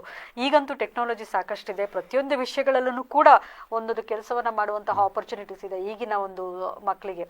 ಹಿಂದಿನ ಕಾಲದಲ್ಲೆಲ್ಲ ಡಾಕ್ಟರ್, ಇಂಜಿನಿಯರ್, ಇಲ್ಲ ಟೀಚರು, ಲೆಕ್ಚರ್ ಅಂದ್ರೇ ಅಷ್ಟು ಗೌರವ ಇತ್ತು. ಬಟ್ ಇವಾಗ ಆ ಥರ ಅಲ್ಲ. ಯಾವುದ್ಯಾವುದೋ ಒಂದು ರಿಸರ್ಚ್ಗಳಿದೆ, ಯಾವುದ್ಯಾವುದೋ ಒಂದು ಕೆಲಸಗಳಿದೆ, ಯಾವುದೋ ಒಂದರಲ್ಲೂ ಹೋಗಿ ಅದರಲ್ಲಿ ರಿಸರ್ಚ್ ಮಾಡಿ ಅದರಲ್ಲಿ ಹೈಯೆಸ್ಟ್ ಆಗಿರೋರಿದೆ. ಈ ರೀತಿ ಸಾಕಷ್ಟು. ಏಕೆಂದರೆ ಈಗ ಇತ್ತೀಚೆಗೆ ನಾವು ನೋಡಿರ್ಬೋದು, ಈಗ ನೆನ್ನೆ ತಾನೇ ನಮ್ಮ ಹಾಸನದಲ್ಲೂ ಕೂಡ ಪಾಪ IPS ಆಫೀಸರ್ ಹರ್ಷವರ್ಧನ್ ಅವರು ಅಷ್ಟೆಲ್ಲ ಓದಿ ನಾನೇನೋ ಒಂದು ಸಾಧನೆ ಮಾಡಬೇಕು ಅನ್ನೋದನ್ನ ಮನಸ್ಸಿನಲ್ಲಿ ಇಟ್ಕೊಂಡು ಆ ಸಾಧನೆಗೈದು ಮೊದಲನೇ ಅಟೆಂಪ್ಟಲ್ಲೇ ಕೂಡ IPS ಆಫೀಸರ್ ಪಾಸ್ ಆಗಿ ಇನ್ನೇನು ಕರ್ತವ್ಯಕ್ಕೆ ಹಾಜರಾಗಬೇಕು ಅನ್ನೋ ಅಷ್ಟರಲ್ಲಿ ಒಂದು ಅಪಘಾತವನ್ನು ಸಂಭವಿಸಿ, ಈಗ ಅದು ನೋಡಿದ್ರೆ ಈಗ ನಮಗೂ ಕೂಡ ತುಂಬಾನೇ ಬೇಜಾರಾಗುತ್ತೆ ಆ ಥರ. ಸೊ ಹಾಗಾಗಿ ಆದರೆ ಅವರು ಮಾಡಿರುವಂತಹ ಸಾಧನೆ ಯಾರನ್ನು ಕೂಡ ಅದನ್ನ ಅಲ್ಲಗಳೆಯುವಂತಿಲ್ಲ, ಅಥವಾ ಅವ್ರು ಮಾಡಿರೋ ಸಾಧನೆಯನ್ನು ಪ್ರತಿಯೊಬ್ಬರು ನೆನಪಿಸ್ತಾ ಇದ್ದಾರೆ ಇವಾಗ ಅಂತ ಹೇಳಿದ್ರೆ, ಅವ್ರು ಮಾಡಿರೋ ಸಾಧನೆಯಿಂದ ಹೊರತು ಅವರಿಂದಲ್ಲ. ಅವ್ರು ಈ ಸಾಧನೆ ಮಾಡಿ ಇಷ್ಟರ ಮಟ್ಟಿಗೆ ಬಂದ್ರುವಲ್ಲ ಅನ್ನುವಂಥ ಒಂದು. ಸೊ ಹಾಗಾಗಿ ಸಾಧನೆ ಯಾರನ್ನು ಕೂಡ ಅದು ಸಾಧನೆ ಅನ್ನುವಂತಹದ್ದು ಅವ್ರನ್ನ ಹಿಂದೆ ಕರ್ಕೊಂಡು ಹೋಗಲ್ಲ. ನೀವು ಇರೋವರೆಗೂ ನಂತರನು ಕೂಡ ಸಾಧನೆ ನಿಮ್ಮ ಹೆಸರನ್ನ ಚಿರಪರಿಚಿತವಾಗಿ ಮಾಡ್ಕೊಂಡೇ ಬಂದಿರುತ್ತೆ. ಇದಕ್ಕೊಂದು ಮಾತು ಹೇಳ್ತೀನಿ, ನೀವು ಹೇಳಿದಕ್ಕೆ ನನಗೆ ಜ್ಞಾಪಕ ಬಂತು. ಯಾಕಂದ್ರೆ ಹೀಗೆ ನಿರಂತರವಾಗಿ ನಾವು ಸಂಶೋಧನೆಯಲ್ಲಿ ಯಾವಾಗ ತೊಡಕತ್ತೀವೋ, ನನ್ನದೊಂದು ಅಂದರೆ ನನ್ನದು ಘೋಷವಾಕ್ಯ ಇದೆ ನನಗೇನಂದರೆ, ಸ್ಲೋಗನ್ ಅಂತ ಏನು ಹೇಳ್ತೀವಿ ಅದಿದೆ. ಯಾಕೆಂದರೆ ನಾವು ಇವತ್ತು ನೀವು ಟೆಲಿಫೋನ್ ನೋಡಿದ್ದೀರಾ, ಟೆಲಿಫೋನ್ ಕಂಡುಹಿಡ್ತಿದ್ದವ್ರು ಯಾರು ಕೇಳಿದ್ರು, ಸಣ್ಣ ಮಕ್ಕಳು ಕೇಳಿದ್ರು ಅಲೆಕ್ಸಾಂಡರ್ ಗ್ರಹಾಂ ಬೆಲ್ ಅಂತಾರೆ. ಇವತ್ತು ಮೊಬೈಲ್ ಬಂದಿರ್ಬೋದು, ಬಟ್ ಟೆಲಿಫೋನ್ ಜನಕ ಅಲೆಕ್ಸಾಂಡರ್ ಗ್ರಹಾಂ ಬೆಲ್. ಇವತ್ತು ಅಲೆಕ್ಸಾಂಡರ್ ಗ್ರಹಾಂ ಬೆಲ್ ಬದುಕಿದಾರಾ? ಇಲ್ಲ. ಬಟ್ ಅವ್ರು ಮಾಡಿದ ಕೆಲಸ ಇನ್ನೂ ಉಳ್ಕೊಂಡಿದೆ. ಅದೇ ತರ ಎಷ್ಟೇ ಟೆಕ್ನಾಲಜಿ ಮುಂದುವರೆದಿರ್ಬೋದು, ಫೋನ್ ಬಂದಿರ್ಬೋದು, ಐಫೋನ್ ಬಂದಿರ್ಬೋದು, ಏನೇ ಬಂದಿದ್ರು ಕೂಡ ಫಸ್ಟ್ ಏನು ಕಂಡಿಡಿದ್ರು ಅವರ ಸಾಧನೆ ಏನು ಮೇನ್ ಆಗಿ ಕಾಣುತ್ತೆ. ಹೌದು. ಅದರಲ್ಲಿ ನಾನು ಯಾಕೆಂದ್ರೆ ನಾನು 2-3 ವಿಚಾರ ಹೇಳ್ತೀನಿ. ಒಂದು ಏನಂತಂದ್ರೆ, ಈಗ ಅಲೆಕ್ಸಾಂಡರ್ ಗ್ರಹಾಂ ಬೆಲ್ ಅವತ್ತು ಬರೆದಿರೋ ಪ್ರಬಂಧ 1880 ಆಸುಪಾಸಲ್ಲಿ ಬರೆದಿರೋ, ಇವತ್ತು ನಾವು ಅದನ್ನು ನೋಡ್ತೀವಿ, ಅಂದ್ರೆ ಅದನ್ನು ರೆಫರ್ ಮಾಡ್ತೀವಿ. ಹಾಗೆ ಐನ್ಸ್ಟೀನ್ 1920s ತುಂಬ ವರ್ಕ್ ಮಾಡಿದ್ದಾರೆ ಕ್ವಾಂಟಮ್ ಮೇಲೆ. ಇವತ್ತು ನಾವು ಅದ್ರ ಮೇಲೆ ಸಂಶೋಧನೆ ಮಾಡ್ತಾ ಇದ್ದೀವಿ, ಕ್ವಾಂಟಮ್ ಅಂತ. ಅವತ್ತು ಕ್ವಾಂಟಮ್ ಇರಲಿಲ್ಲ. ಅಂದರೆ ಐನ್ಸ್ಟೀನ್ ಕೂಡ ಇಲ್ಲ, ಎಡಿಸನ್ ಕೂಡ ಇಲ್ಲ, ಆಮೇಲೆ ಅಲೆಕ್ಸಾಂಡರ್ ಅಂತ ಮಹನೀಯರ ಸೈಂಟಿಸ್ಟ್ಗಳು ಕೂಡ ಇಲ್ಲ, ಅವ್ರು ಯಾರೂ ಇಲ್ಲ. ಆದರೂ ಅವ್ರು ಹೋದರೂ ಕೂಡ ಅವ್ರ ಕೆಲಸಗಳು ಬದುಕಿವೆ.